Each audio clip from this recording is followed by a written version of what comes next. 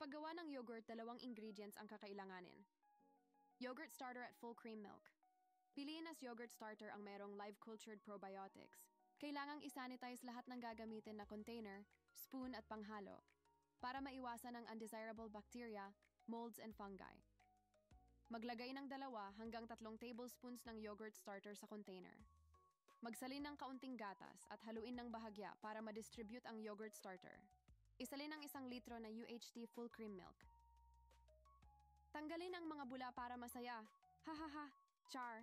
Para maging smooth ang kalalabasang yogurt. Maghanda ng insulated container at maglagay ng tubig na may temperature na 100 hanggang 115 degrees Fahrenheit. Ilagay ang gagawing yogurt. Itabi sa madilim na lugar sa loob ng 8 to 10 hours. Depende kung gaano kaasim ang gustong lasa ng yogurt. At pagkatapos, i-check ang kinalabasang yogurt kung tugma sa gustong consistency at lasa. Charan! Congratulations!